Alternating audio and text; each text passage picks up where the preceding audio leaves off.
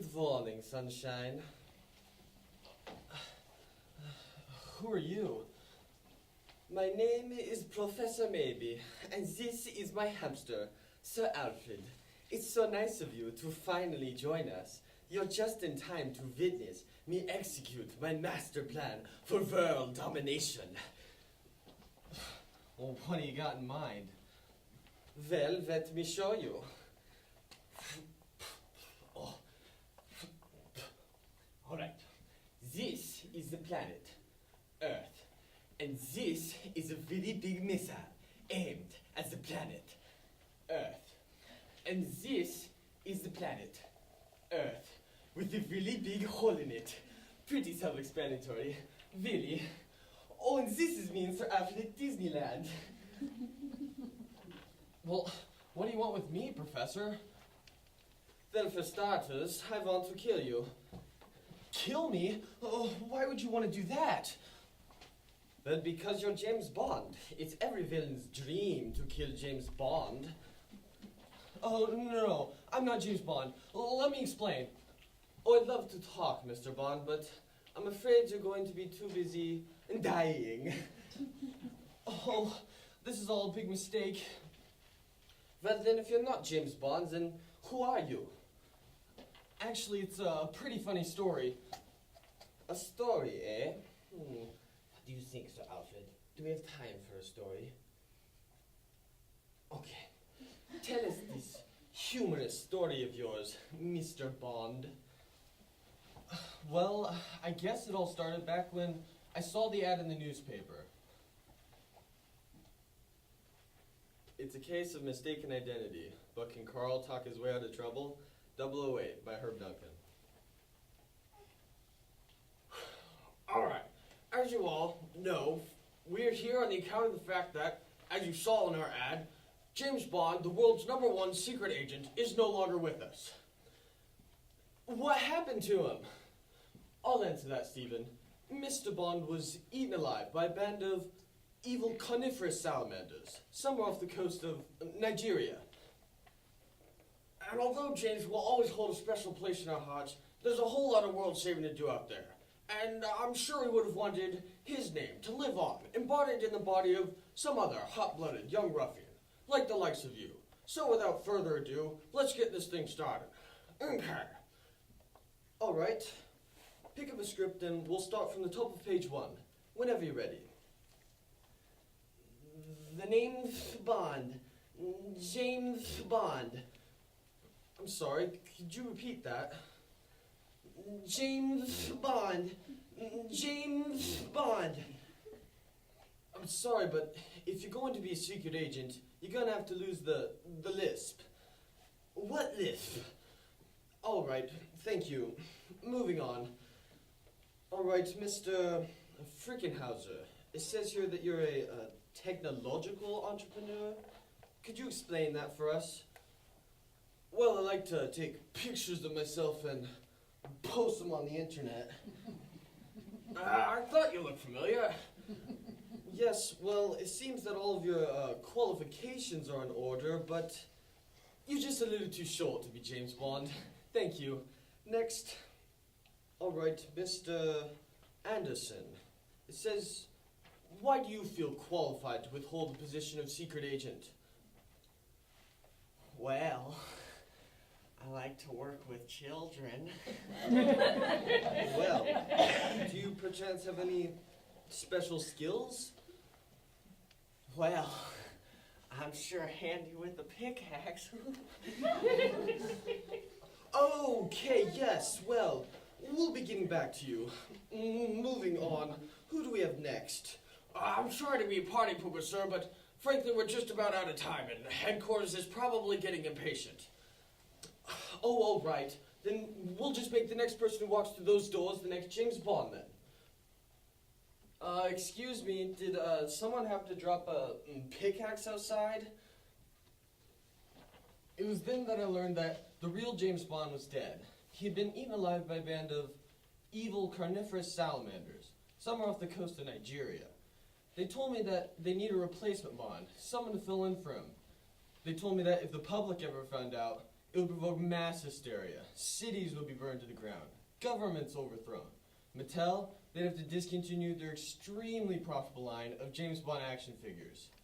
So, without further ado, they signed me up for a 6-month contract. Despite the fact that I wasn't a member of the SAG, the Secret Agents Guild, that is, and my training started the very next day. All right, I'm going to ask you a name, and you're going to respond how. The name is Bond. James Bond. No, names. Not name is. Try again. The name's Bond. James Bond. No. Say it once more, but do it without the script. The name is Bond. James Bond. My friends call me Jimmy. Oh, for the love of God! It was a joke. I was taught to be a master swordsman. I was polished and styled. Hello, my name is... And today I'm going to be your fashion consultant. Boyfriend, you're going to need a full body makeover. And this ain't no Bon Jovi concert. Gee, thanks, Mr. Well, you listen here, Mr. Secret Agent Man. If I ever catch you wearing a brown belt with black shoes again, I will personally make sure you do not live to see tomorrow. Do you understand me? It was then that I decided that I was finally ready for my first mission. I was assigned down to search and track down some bad guys down at the Camel Club Casino, down in Jamaica. And I arrived later in the evening and began making the rounds. Would you care for something to drink, Mr. Bond? Yeah, I'll have a Shirley Temple, virgin. It was then that I ran into a suspicious-looking fellow. Hold on, Daddy needs a new pair of shoes. Right. Nice shot. We've been expecting you, Mr. Bond. Care to join in on the action? Don't mind if I do. I used to be pretty handy with the dice back in my day. Yahtzee! This is craps, Mr. Bond. I know. You'll drink, Mr. Bond. One Shirley Temple.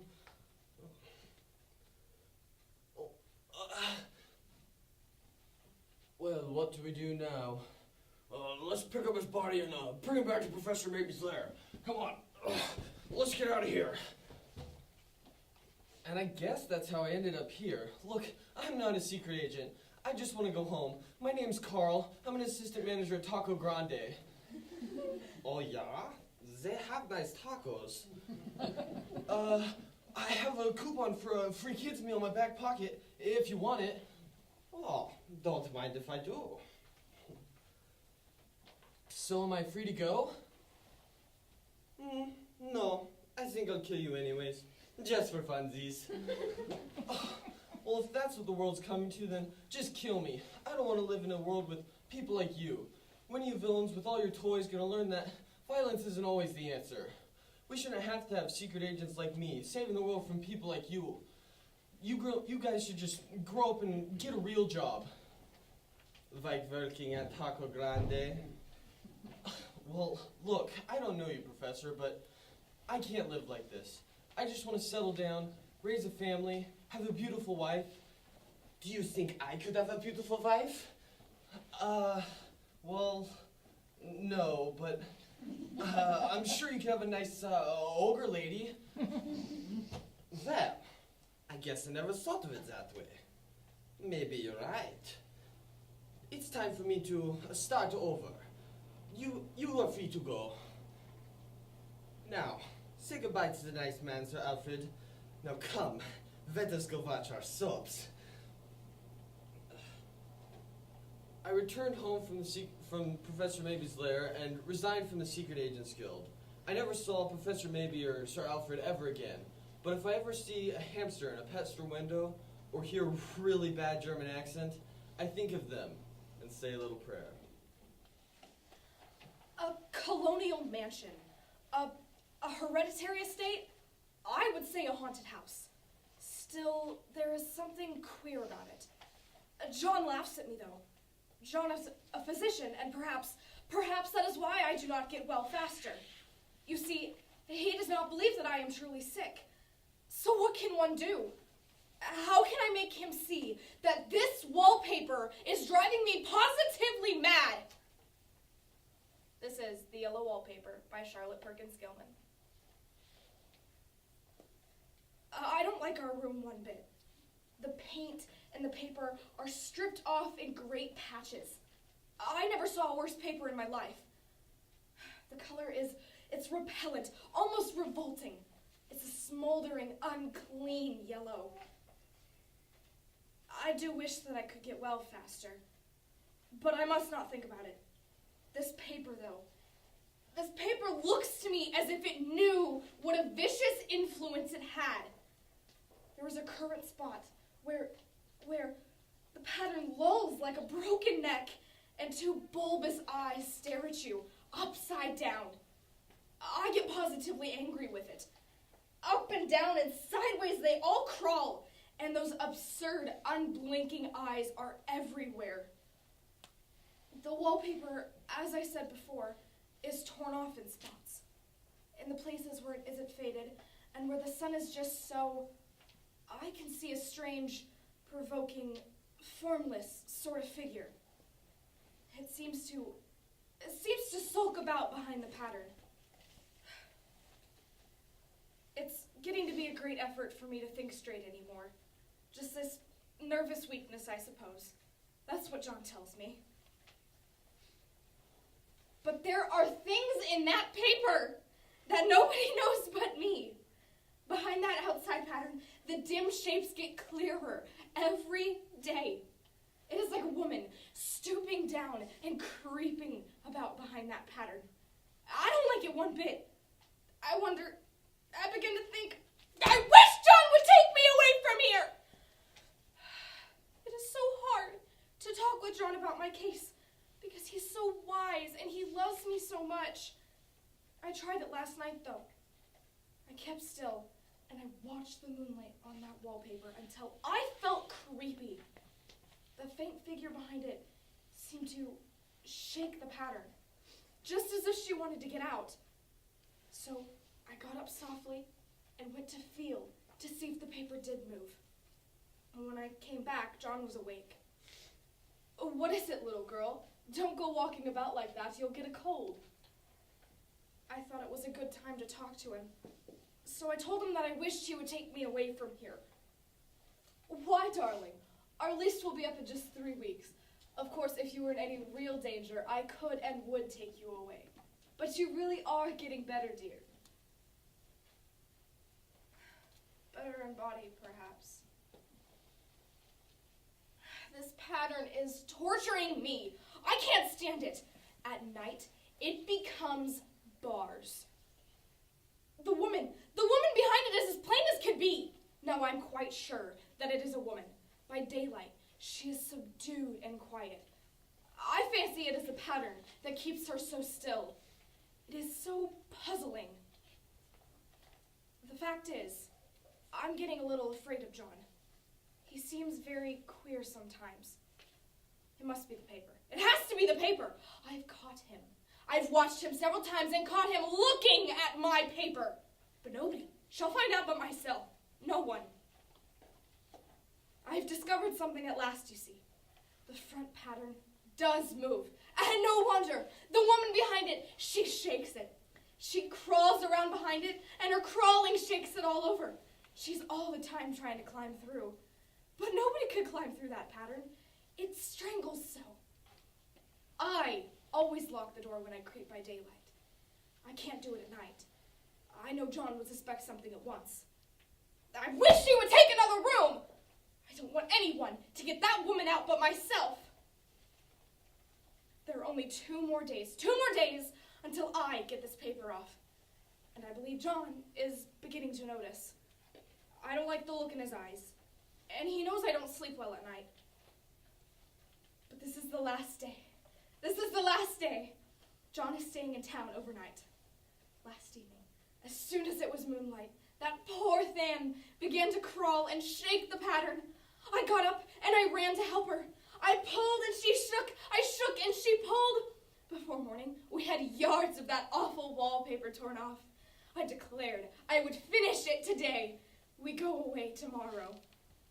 I've locked the door, and I have thrown the key down onto the front path. I don't want to go out, and I don't want anyone coming in. Until John comes. I want to astonish him.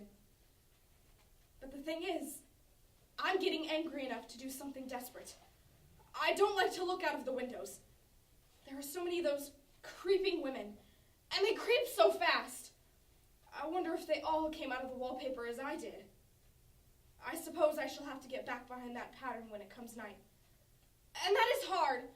It is so pleasant to be out and about in this great room and creep around as I please. I don't want to go outside, and I won't. Here, I can creep smoothly on the floor.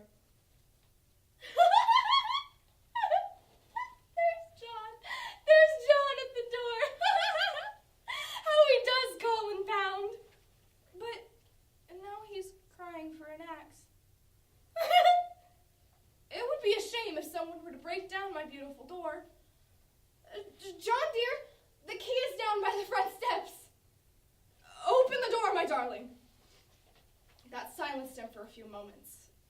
But, of course, he got the key, and he stopped short of the door. Oh, what is the matter, for God's sakes, woman? What are you doing? I kept on creeping, just the same. I've got out at last. In spite of you, I've torn off yards of that wallpaper, and you can't put me back in. You can't put me back in! Now, really, why should that man have fainted? I often hear, mostly from psychologists on talk shows, how teenagers see distorted images in our full-length mirrors.